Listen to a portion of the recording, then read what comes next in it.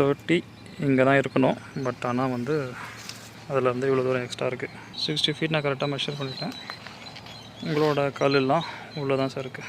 இப்போ இந்த எம்டி பிளாட்டில் இருக்கவங்க என்ன பண்ணாங்க அப்படின்னா, சிம்பிளாக எனக்கு என் பிளாட் வேணும், நீங்கள் இருக்கிற பில்டிங்கை டெமாலிஷன் பண்ணி நீங்கள் ரீகன்ஸ்ட்ரக்ஷன் பண்ணிக்கோங்க அப்படின்னு சொல்லிட்டாங்க. ப்ராப்பராக சாயில் டெஸ்ட் பண்ணியாச்சு, அதை வச்சு ப்ராப்பராக ஸ்ட்ரக்சரல் டிசைனும் பண்ணியாச்சு. அதை எக்ஸிக்யூட் பண்ண டைமில் எப்படி எல்லாம் செலவு ஆகும், எப்படி எல்லாம் அதை நம்ம சேமிக்கலாம் அப்படின்றத இந்த வீடியோவில் நம்ம பார்க்க போகிறோம். நீங்கள் பார்த்துட்டு இருக்கிறது பட்ஜெட் சீரியஸ். இது episode 3. Welcome to the video execution of foundation.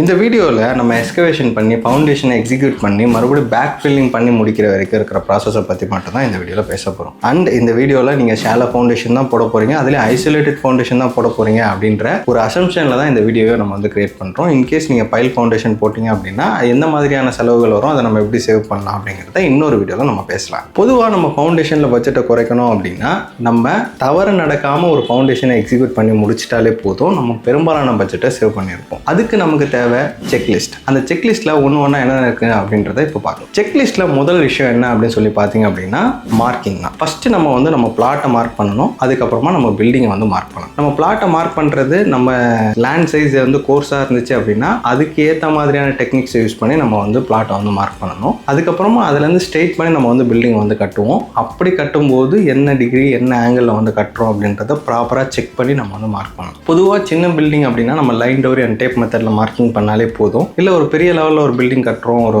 20 காலம் 25 காலம் மேலே நம்ம வந்து மார்க் பண்ண வேண்டிய சுச்சுவேஷன் இருக்குது அப்படின்னா நம்ம டோட்டல் செஷன் யூஸ் பண்ணி கூட மார்க்கிங் பண்ணலாம். இன்றைக்கி வந்து பார்த்திங்க அப்படின்னா சென்னையில் வந்து 7,000 rupees ப்ளஸ் ஜிஎஸ்டியோட வந்து மார்க்கிங் பண்ணி கொடுக்குற பல டீம்ஸ் வந்து நான் பார்த்துருக்கேன். ஸோ சின்ன வீடுனா மார்க்கிங்க்கு நம்ம தனியாக ஸ்பெண்ட் பண்ணணுன்ற அவசியம் என்னை பொறுத்த வரைக்கும் இல்லை. லைன் டோரி அண்ட் டேப் மெத்தடே வந்து ஓரளவுக்கு ப்ரிசைஸாக தான் இருக்கும். ரெண்டாவது விஷயம் நம்ம செக் பண்ண வேண்டியது என்ன அப்படின்னா, மார்க் பண்ணுறது பெரிய விஷயம் இல்லை, இந்த மார்க் பண்ணுறபடி ப்ராப்பராக வந்து எக்ஸிக்யூட் பண்ணணும். அதில் ஃபஸ்ட்டு விஷயம் வந்து எஸ்கவேஷனோட டெப்த்தை பொறுத்த வரைக்கும் வந்து பார்த்தீங்க அப்படின்னா ஸ்ட்ரக்சரல் இன்ஜினியர் வந்து ஒரு டெப்த் கொடுத்துருப்பார் சாயில் டெஸ்ட் ரிப்போர்ட்டை பொறுத்து. அந்த டெப்த் வரைக்கும் ப்ராப்பராக வந்து எக்ஸ்கவேஷன் பண்ணணும். நீங்கள் இன்கேஸ் அதிகமான டெப்த் வந்து எக்ஸ்கவேஷன் பண்ணி எடுத்துட்டீங்க அப்படின்னா அதிகப்படியான கான்கிரீட்டும் அதிகப்படியான ஸ்டீலும் அதிகப்படியான லேபர்ஸும் நம்ம வந்து ஸ்பெண்ட் பண்ணுற மாதிரி இருக்கும். மோஸ்ட்டாக இப்போ வந்து ஒரு 6 feet வந்து கொடுத்துருக்காங்க அப்படின்னா நீங்கள் 5 feet 9 inches வரைக்கும் எக்ஸ்கவேஷன் பண்ணிவிட்டு அதுக்கப்புறம் அந்த 3 inches வந்து மேனுவலாக வந்து லெவலிங் பண்ணிட்டீங்க அப்படின்னா நீங்கள் அதிகமான டெப்த்தை வந்து எக்ஸிக்யூட் பண்ண மாட்டீங்க. அதுக்கப்புறமா நம்ம பண்ண போகிறது சாண்ட் ஃபில்லிங். நம்ம சாண்ட் ஃபில்லிங் எதுக்காக பண்ணுறோம் அப்படின்னு சொல்லி தெரிஞ்சாதான் அதை நம்ம எப்படி யூஸ் பண்ண போகிறோம் அப்படின்னு நமக்கு தெரியும். பொதுவாக நம்ம வந்து எஸ்கவேஷன் பண்ணி எடுக்கும்போது ஜேசிபி யூஸ் பண்ணி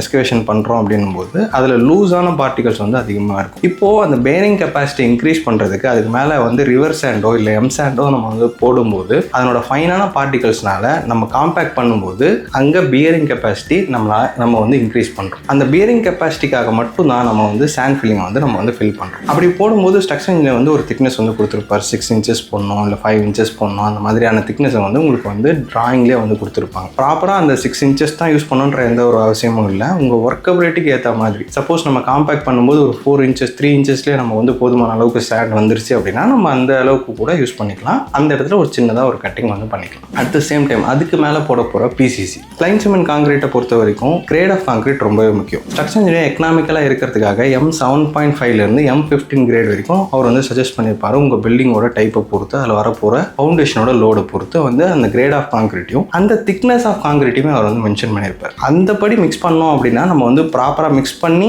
அந்த பிசிசியை வந்து போர் பண்ணோம் அப்படின்னா ஓரளவுக்கு எக்கனாமிக்கலான பிசிசியை வந்து நம்ம வந்து போட்டு முடிச்சிருப்போம். ஃபர்ஸ்ட் திங் பிசிசி போட்டு முடிச்ச உடனே நம்ம பண்ண போகிறது காலம் அண்ட் ஃபவுண்டேஷன் மார்க்கிங். ஃபுட்டிங்கோட சைஸை நம்ம சிமெண்ட் யூஸ் பண்ணி அந்த பிசிசி மேலே மார்க் பண்ணுறது தான் நம்மளோட அடுத்த கட்ட வேலை. இது எவ்வளோ இம்பார்ட்டன்ட் அப்படின்றதுக்கு நான் ஒரு சினாரியோ சொல்கிறேன். மன்னிவாக்கம்னா நம்ம ஒரு சைட் வந்து இப்போ வந்து எக்ஸிக்யூட் பண்ணிட்டு இருக்கோம். இங்கே வந்து பார்த்தீங்க அப்படின்னா நம்மளோட பிளாட்டு, அது பக்கத்தில் ஒரு எம்டி பிளாட்டு, அதுக்கு பக்கத்தில் ஒரு எக்ஸிஸ்டிங்காக ஒரு பில்டிங் இருக்குது. இந்த எம்டி பிளாட்டில் இருக்கவங்க வந்து அந்த எம்டி பிளாட் வந்து மெஷர் பண்ணலாம் அப்படின்னு சொல்லி வரும்போது அவங்களுக்கு வந்து பார்த்தீங்க அப்படின்னா அவங்க பிளாட் சைஸ் வந்து இல்லை. அவங்க என்ன சொன்னாங்க அப்படின்னா நம்ம வந்து அந்த பிளாட்டோடுக்குள்ளே வந்து போயிட்டோம் அப்படின்ற மாதிரி வந்து அவங்க சொல்லலாம். நான் வந்து ப்ராப்பராக டிஎன் சர்வேயரை வந்து கூப்பிட்டு அவங்கள வச்சு சர்வே பண்ணி காமிச்சும் போது 30 இங்கே தான் இருக்கணும். பட் ஆனால் வந்து அதில் வந்து இவ்வளோ தூரம் எக்ஸ்ட்ரா இருக்குது. ஓகேங்களா, நான் அங்கேருந்து 30 வச்சுட்டு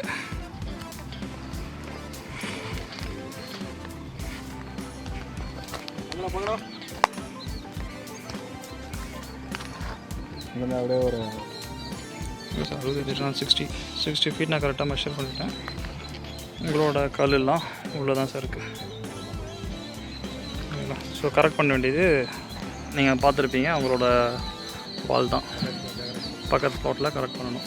ஏன்னா அவங்க 33 இருக்காங்க, 30 இல்லை. நம்ம ப்ராப்பராக கட்டியிருக்கோம், எம்டி லேண்டோட இடமும் இருக்குது. ஆனால் எக்ஸிஸ்டிங்காக ஒரு பில்டிங் இருக்கு இல்லையா, அவங்க வந்து இந்த எம்டி பிளாட்டுக்குள்ளார வந்திருக்காங்க. இப்போ இந்த எம்டி பிளாட்டில் இருக்கவங்க என்ன பண்ணாங்க அப்படின்னா, சிம்பிளாக எனக்கு என் பிளாட் வேணும், நீங்கள் இருக்கிற பில்டிங்கை டெமாலிஷன் பண்ணி நீங்கள் ரீகன்ஸ்ட்ரக்ஷன் பண்ணிக்கோங்க அப்படின்னு சொல்லிட்டாங்க. அந்த எக்ஸிஸ்டிங் பில்டிங்கில் இருக்கவங்க நம்மக்கிட்ட அந்த ப்ராஜெக்டை கொடுத்தாங்க. நம்மளே அந்த ப்ராஜெக்ட் வந்து கம்ப்ளீட் பண்ணி முடிச்சிட்டோம். கிட்டத்தட்ட 15 lakhs ஆச்சு.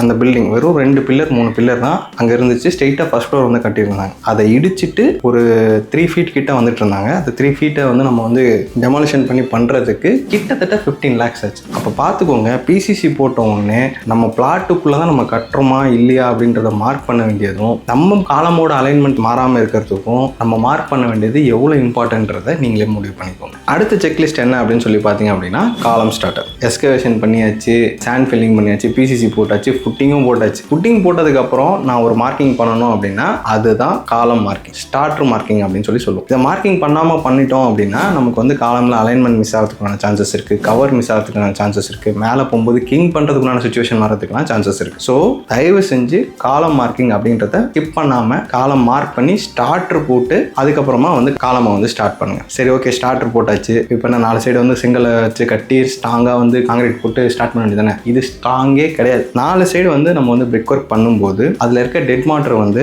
அதுக்குள்ளார விழுந்துருச்சு அப்படின்னா நம்மளால அதை கை விட்டு எடுக்க முடியாது உள்ளே இருந்து. காரணம் அதில் ஸ்டிரப்ஸ் இருக்கும், ப்ராப்பராக வந்து க்ளீன் பண்ண முடியாது. நம்ம இன்னைக்கு வந்து பிரிக் ஒர்க் பண்ணிட்டோம், இன்னைக்கே வந்து காங்கிரீட் போட்டுருவோமா, போட மாட்டோம். அது செட் ஆகணும் இல்லையா, அந்த பிரிக் ஒர்க் வந்து செட் ஆகணும் இல்லையா. ஸோ இன்னைக்கு போட்டுட்டு நாளைக்கு தான் வந்து இது பண்ணும். அப்போ அதுக்குள்ளே விழுந்த வந்து கலவை வந்து என்ன ஆகும், டெட் மாட்டராக வந்து மாறிட்டு இருக்கும். இப்போ இதில் நான் போய் காங்கிரீட் போடுறேன் அப்படின்னா அதுக்குள்ளார வந்து போராசிட்டி இருக்கும். ஒரு காலமில் வந்து ஹோல்ஸ் இருந்துச்சு அப்படின்னா அந்த காலம் வந்து ஸ்ட்ராங்கான காலமா வீக்கான காலமா நான் சொல்லி உங்களுக்கு தெரிய வேண்டியது இல்லைன்னு நான் நினைக்கிறேன். ஸோ நான் என்ன அட்வைஸ் பண்ணுறேன் அப்படின்னா, காலமுக்கு ஸ்டார்டர் போட்டிங்கன்னா காலம் பாக்ஸை யூஸ் பண்ணி நீங்கள் வந்து காங்கிரீட் வந்து போடுங்க. அப்படி காலம் பாக்ஸ் போடும்போது கிரேட் பீமோட டெப்த்தை வந்து முடிவு பண்ணுங்க. பொதுவாக வந்து பார்த்தீங்க அப்படின்னா நம்ம சாயில் டெஸ்ட் ரிப்போர்ட்டில் சாயில் ரீப்ளேஸ்மெண்ட் மெத்தட் அப்படின்னு எதனா ஒன்று வந்து நம்ம அங்கே வந்து இன்சிஸ்ட் பண்ணியிருந்தாங்க அப்படின்னா நம்ம எஸ்கவேஷன் பண்ணதுக்கப்புறமா வர சாயிலை வந்து நம்ம வந்து மறுபடியும் ஃபில் பண்ணக்கூடாது அப்படின்னு சொல்லி அர்த்தம். பட் இது வந்து கொஞ்சம் அன்எக்கனாமிக்கலாக போகும் அப்படின்றதுக்காக ஸ்ட்ரக்சர் இன்ஜினியர் என்ன பண்ணுவார் அப்படின்னா அதே சாயிலை ஃபில் பண்ணுறதுக்கு அலோவ் பண்ணுவார். பட் இந்த கிரேட் பீம் வந்து எவ்வளோக்கு எவ்வளோ எர்த்துக்குள்ளே வந்து எடுத்துகிட்டு போகணும் அப்படின்ற மாதிரி சொல்லுவாங்க. மோஸ்ட்டாக வந்து பார்த்தீங்கன்னா கிரேட் பீமே வந்து பார்த்தீங்கன்னா எர்த்தில் கன்சீல்ட் ஆகிற மாதிரிலாம் கொடுப்பாங்க. சப்போஸ் வந்து 1.5 feet வந்து நம்ம வந்து கிரேட் பீம் அப்படின்னா 1.5 feetமே எர்த் லெவலில் மறைஞ்சிடும். அந்த மாதிரி எல்லாம் கூட ஸ்ட்ரக்சர் இன்ஜினியர் கொடுப்பார். ஸோ அதனோட டெப்த் என்னன்றதை முடிவு பண்ணிட்டு அந்த லெவலை வந்து நம்ம வந்து காலம் காங்கிரீட் போடும்போது வந்து மார்க் பண்ணிட்டு போட்டோம் அப்படின்னா தான் நம்ம தேவையில்லாம மறுபடியும் டெமாலிஷன் பண்ணுற மாதிரியான சுச்சுவேஷனுக்குள்ளே தள்ள பண்ண மாட்டோம். ஸோ இங்கே நம்ம ஸ்ட்ரக்சர் இன்ஜினியர் வந்து எவ்வளோ டெப்த் கொடுத்துருக்காங்க அப்படின்றத முடிவு பண்ணிட்டு காலம் காங்கிரீட் போட்டு முடிச்சுக்கலாம். அடுத்த check list water proofing. Water proofing நான் பண்ணணுமா பண்ணக்கூடாது? எல்லாருமே வந்து பிளாக் கலரில் பெயிண்ட் அடிச்சுட்டு ப்ளூ கலரில் ஷீட்டை சுற்றிட்டு அதுக்கப்புறமா தான் பேக் ஃபில்லிங்னு ஒன்று பண்ணுறாங்க. நானும் அதை பண்ணணுமா அப்படின்னு சொல்லி கேட்டிங்க அப்படின்னா, நம்ம லேண்ட் வந்து பார்த்திங்க அப்படின்னா விவசாய நிலத்தில் இருந்தாலோ இல்லை வாட்டர் ஸ்டேக்னன்ட் இருக்கிற இடத்துல இருந்துச்சு அப்படின்னாலோ நம்ம வாட்டர் ப்ரூஃபிங் பண்ணிக்கிறது நல்ல விஷயம் தான். அதுக்கு முன்னாடி அந்த வாட்டர் ப்ரூஃபிங் ஏஜென்ட் ஒரு லைஃப் லாங் வந்து வரும் அப்படின்னு நான் சொல்ல மாட்டேன். அதுக்குன்னு ஒரு குறிப்பிட்ட பீரியட் இருக்குது, ஒரு 10 years அவ்வளோதான் வந்து அந்த வாட்டர் ப்ரூஃபிங் வந்து வரும். ஓகே, இந்த வாட்டர் ப்ரூஃபிங் என்ன பண்ணுது அப்படின்னு சொல்லி தெரிஞ்சுக்கிட்டா தான் இது நமக்கு தேவையா இல்லை அதை நம்ம ஸ்கிப் பண்ணலாமா அப்படின்றத நம்மளால முடிவு பண்ண முடியும். வாட்டர் ப்ரூஃபிங் ஏஜென்ட்ன்றது நம்ம லேயர் பை லேயர் பெயிண்ட் மாதிரி வந்து அடிப்போம். அது ஒரு ரப்பர் மாதிரி ஒரு ஃபார்மேஷனுக்கு வரும், தின் லேயர் வந்து ஃபார்ம் பண்ணும். அந்த தின் லேயரை தாண்டி வாட்டர் இந்த சைட்லேருந்து இந்த சைடு வந்து தாண்டி போகாமல் அதை வந்து பார்த்துக்கும். ஓகே, ஆனால் காங்கிரீட்டே வந்து ஒரு வாட்டர் ஸ்டோரேஜ் மெட்டீரியல் தானே. நம்ம வந்து சம்பு கட்டணும்னாலோ இல்லை ஒரு ஓவர் ஹெட் வாட்டர் டேங்க் கட்டினாலோ பெரிய பெரிய அணுமின் நிலையத்தில் வரைக்கும் நம்ம வந்து காங்கிரீட் தான் யூஸ் பண்ணுறோம். காங்கிரீட் வந்து அவ்வளோ போரஸான மெட்டீரியலா அப்படின்னு சொல்லி கேட்டிங்க அப்படின்னா இல்லை. காங்கிரீட்டே வந்து நம்ம வந்து வாட்டர் ப்ரூஃபிங் மெட்டீரியல் தான். காங்கிரீட்டில் நம்ம வந்து ஸ்ட்ரிங்கேஜ் கிராக்ஸ் வரும், காங்கிரீட்டில் வந்து அதிகமான போரோசிட்டி வரும். நம்ம சரியாக வந்து வைப்ரேட் பண்ணல அப்படின்னா பெரிய பெரிய போரோசிட்டி வரும். அந்த மாதிரி டைமில் அதில் ஹோல்ஸ் இருந்துச்சு அப்படின்னா அது வழியாக வாட்டர் உள்ளே போயிட்டு உள்ளே இருக்க ஸ்டீலை வந்து தொடர்ந்து அது ரியாக்ட் பண்ணி கரோட் பண்ணி அந்த பில்டிங்கோட லைஃப் ஸ்பேனை வந்து குறைக்கிறதுக்கான வாய்ப்புகள் இருக்குது. சரி, இப்போ நம்ம இதை தடுக்கலாம் அப்படின்னு சொல்லி பார்த்தோம் அப்படின்னா நம்ம ஃபுட்டிங்கே வந்து வைப்ரேட்டர் வந்து யூஸ் பண்ணணும். அட் த சேம் டைம் வந்து பார்த்திங்க அப்படின்னா காலமுக்கு வந்து வைப்ரேட்டர் வந்து யூஸ் பண்ணணும். போரோசிட்டி அனிகோம்ஸ் இருந்துச்சு அப்படின்னா நம்ம வந்து ப்ராப்பராக வந்து டச்சப் பண்ணோம் அப்படின்னா இந்த வாட்டர் சீப்பேஜ் இல்லாத இடத்துல, வாட்டர் ஸ்டாக்னன்ட் இல்லாத இடத்துல வந்து பார்த்திங்க அப்படின்னா நம்ம வாட்டர் ப்ரூஃபிங் ப்ராசஸை வந்து ஸ்கிப் பண்ணிக்கலாம். பெரிய லெவலில் இம்பாக்ட் ஆகாது. அடுத்தது சில மிஸ்டேக்ஸை வந்து அவாய்ட் பண்ணிட்டோம் அப்படின்னாலும் நம்ம பட்ஜெட்டை வந்து சேவ் பண்ணலாம். அதில் மோஸ்ட்டாக வந்து பார்த்திங்க அப்படின்னா பேக் ஃபில்லிங் பண்ணுற டைமில் பண்ணுற மிஸ்டேக்ஸ். பேக் ஃபில்லிங் பண்ணும்போது நம்ம எஸ்கவேஷன் பண்ணுற டைமில் பெரிய பெரிய கல்லெல்லாம் இருந்திருக்கும். அந்த கல்லெல்லாம் அப்படியே வந்து உள்ள டிம்முன்னு போடுறது. அப்படி போடும்போது வந்து பார்த்திங்க அப்படின்னா ஃபுட்டிங்கோ இல்லை காலமோ வந்து டிஸ்டர்ப் ஆகிறதுக்குனால சான்சஸ் இருக்குது. ஸோ மோஸ்ட்டாக இந்த பெரிய பெரிய கல்லெல்லாம் வந்து அவாய்ட் பண்ணிவிட்டு பேக் ஃபில்லிங் பண்ணிங்க அப்படின்னா உங்களுக்கு அந்த காலம் டிஸ்டர்பன்ஸு, குவாலிட்டி இஷ்யூஸ் வந்து வராது. அட் த சேம் டைம் வந்து ஜேசிபியை வந்து பார்த்திங்க அப்படின்னா காலம் வந்து டிஸ்டர்ப் பண்ணுற சிச்சுவேஷன்லாம் வரும். ஸோ வெளியில் ஒரு ஆள் இருந்து அதை மானிட்டர் பண்ணிவிட்டு உள்ளேருந்து ஒரு ஆள் ஆப்ரேட் பண்ணாங்க அப்படின்னா இந்த மிஸ்டேக்ஸ் வந்து அவாய்ட் பண்ணலாம். அடுத்த checklist consolidation and water curing. பொதுவாக நான் பார்க்குறது என்ன அப்படின்னா, இன்றைக்கி ஃபவுண்டேஷன் போடுவாங்க, நாளைக்கு காலம் ரைஸ் பண்ணுவாங்க, 3ஆவது நாள் மூடிடும். அந்த மாதிரி பண்ணாமல் ஒரு 3 நாள் வந்து தண்ணி விட்டு நல்லா கியூரிங் பண்ணோம் அப்படின்னா நம்ம காங்கிரீட்டோட ஸ்ட்ரென்த்தை வந்து நல்லா அட்டைன் பண்ண முடியும். ஒரு 3 நாள் நல்லா கியூரிங் பண்ணிவிட்டு பேக் ஃபில்லிங் பண்ணிவிட்டு ஒரு மறுபடியும் ஒரு 3 நாள் வந்து நல்லா அதை கன்சாலிடேஷன் பண்ணும்போது அட் த சேம் டைம் அந்த காலமுக்கு கியூரிங் ஆகும், சாயிலும் நல்லா செட்டில்மெண்ட் ஆகிடும். ஃபியூச்சரோட பில்டிங் செட்டில்மெண்ட்டை வந்து இதை வந்து அவாய்ட் பண்ணும். ஸோ நான் என்ன சொல்ல வரேன் அப்படின்னா, கன்சாலிடேஷனை ப்ராப்பராக பண்ணுங்க, வாட்டர் கியூரிங் ப்ராப்பராக வந்து பண்ணுங்க, பில்டிங்கோட லைஃப் ஸ்பேன் வந்து இன்க்ரீஸ் ஆகும், தேவையில்லாத செலவுகளும் கட் ஆகும். நான் சொன்னதுலேருந்து உங்களுக்கு தெளிவாக புரிஞ்சிருக்கும். நம்மளால வந்து ஃபவுண்டேஷனில் ஒரு ப்ராசஸை கட் பண்ணி நம்மளால பட்ஜெட்டை வந்து சேவ் பண்ண முடியாது. பட் ஒரு ப்ராசஸையும் பார்த்து பண்ணிட்டோம் அப்படின்னா ஃபியூச்சரில் வரப்போகிற பெரிய மிஸ்டேக்ஸை வந்து நம்ம வந்து அவாய்ட் பண்ணிடலாம். ஃபியூச்சரில் நம்ம பில்டிங்கோட லைஃப் ஸ்பேனை வந்து இன்க்ரீஸ் பண்ணிக்கலாம். வேல்யூ ஃபார் மணியாக நம்ம பில்டிங்கை வந்து மாற்றலாம். ஸோ நாங்கள் உங்கள் பில்டிங்க்கு வேல்யூ ஃபார் மணியாக ஒரு பில்டிங்கை வந்து கட்டி கொடுக்கறதுக்கு ரெடியாக இருக்கும். நம்ம அவர் ட்ரீம் கன்ஸ்ட்ரக்ஷன் சென்னை முழுக்க வந்து கன்ஸ்ட்ரக்ஷன் பண்ணிட்டு இருக்கோம். நம்மளோட ஆஃபீஸ் புழலில் இருக்குது, லொகேஷன் டிஸ்கிரிப்ஷனில் இருக்குது. நம்ம கிட்ட கான்டாக்ட் பண்ணுங்கள். நம்ம வந்து ஸ்ட்ரக்சரல் டிசைன் பண்ணி, சாயில் டெஸ்ட் பண்ணி, ப்ராப்பராக எக்ஸிக்யூட் பண்ணி, சின்ன விஷயங்களை கூட நோட் பண்ணி, குவாலிட்டி இஷ்யூஸ் வராமல் வந்து கன்ஸ்ட்ரக்ஷன் பண்ணி கொடுக்கறதுக்கு ரெடியாக இருக்கும். கீழே தெரியுற நம்பருக்கு கான்டாக்ட் பண்ணுங்கள். ஃபோன், வாட்ஸ்அப் எனி டைம் பண்ணலாம். மீண்டும் ஒரு வீடியோவில் உங்களை சந்திக்கும் வரை உங்களிடமிருந்து விடைபெறுவது உங்கள் சரண். பாய் பாய்.